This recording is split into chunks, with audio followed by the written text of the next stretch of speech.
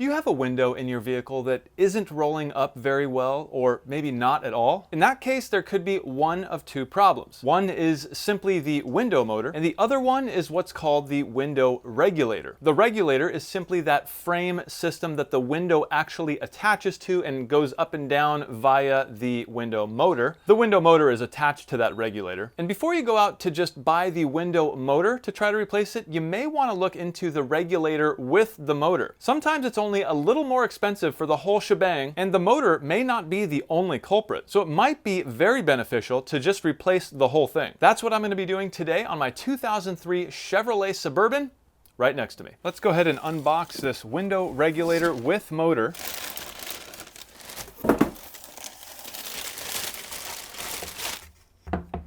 Here we have my rear passenger side door, and this window I've had a problem with since the day I bought this truck, and we're finally going to take care of it. Now let me show you the problem that I'm having. I'm going to go ahead and roll the window down. Goes down just fine. Now watch when I try to roll it up. Wow, I'm surprised it actually worked that well that time. There's been multiple times, especially when it's really cold out, that the window just won't go up. It'll kind of stop somewhere up here and it just won't go up anymore. Let's try that again. Down. Oh no, go! That was a close call. I bet if I did it again, matter of fact, let's try it. Let's go down. We're going up. And it just failed.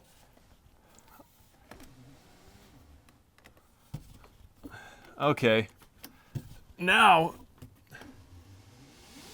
wow, that really isn't good. Now, of course, some might argue, you know, whatever, it's working somewhat, just leave it, don't worry about it, just wait till it breaks.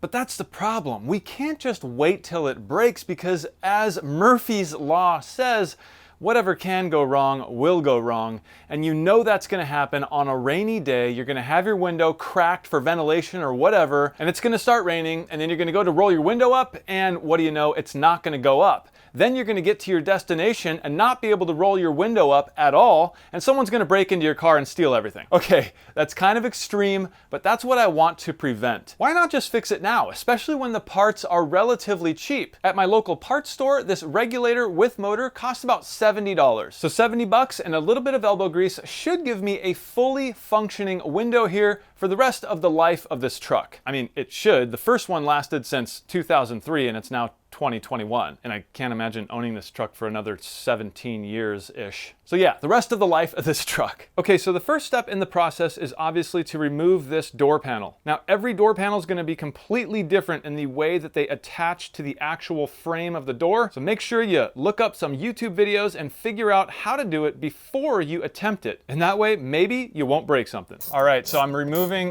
one of two bolts here from this door panel. This first one's right here under this armrest, and the second of the two is right down here underneath this speaker.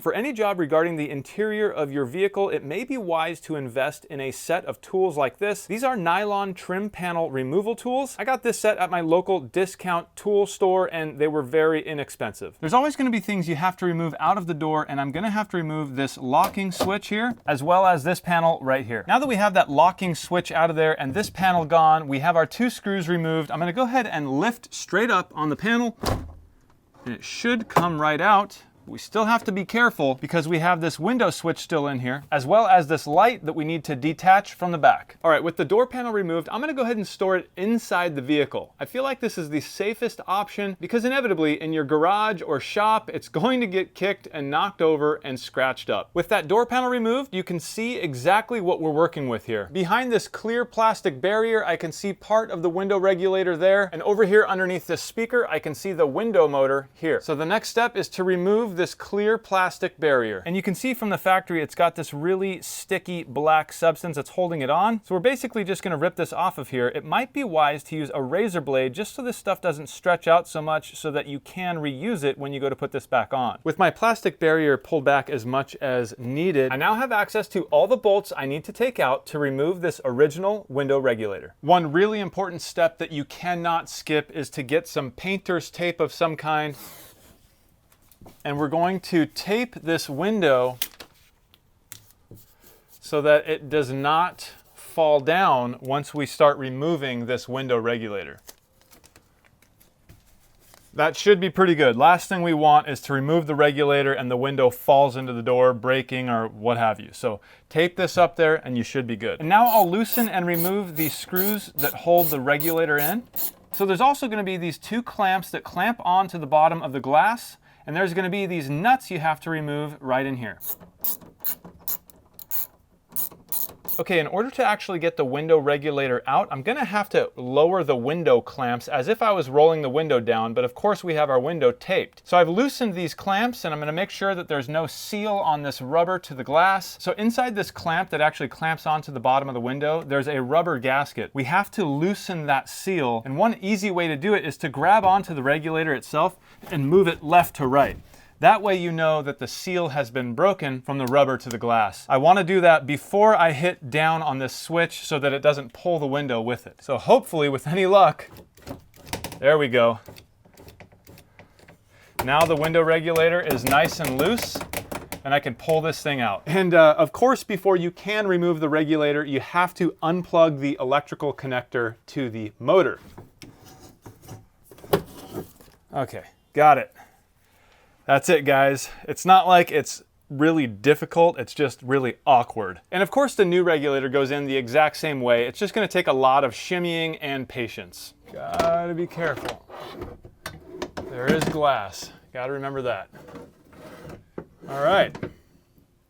I think that thing's in there. Okay, so now we're just lining up bolt holes because this thing should fit exactly like the original fit. It's honestly not that hard. Okay, the regulator is now fully tightened and all I have to do is plug in the motor.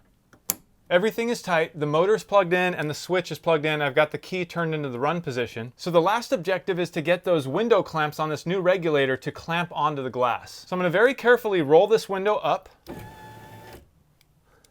The window is now fully seated into those clamps, and the last thing I have to do is just tighten these nuts here on the clamps. It doesn't have to be incredibly tight because remember we got some rubber in there that's grabbing onto it.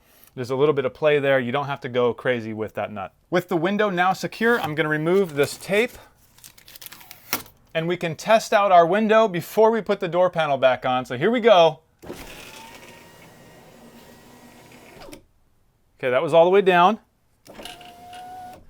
Something sounds like it's making some noise though. Might have something rubbing in here, so here we go. Up. A lot better than before. Let's go down again.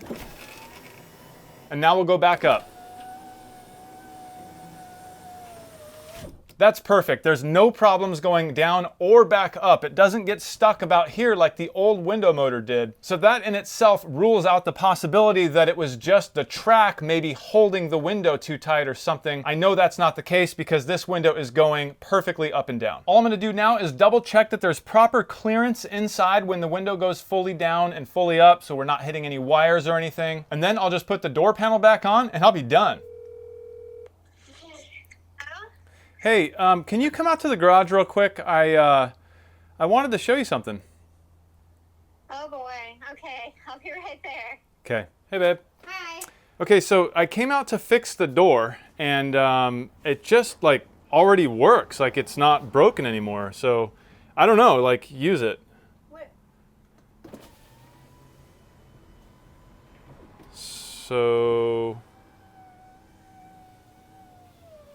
Fixed itself? I guess so. I didn't do anything. I just came out to fix it. You can see the new window regulator is right there. And yeah, it's just working. I don't know. I mean, I guess I'll just take the window regulator back.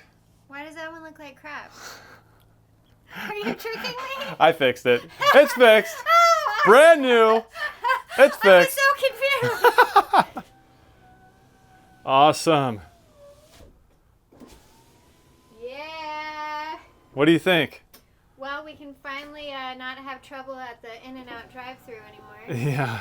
All right, new window regulator with motor installed, window working, wife approved.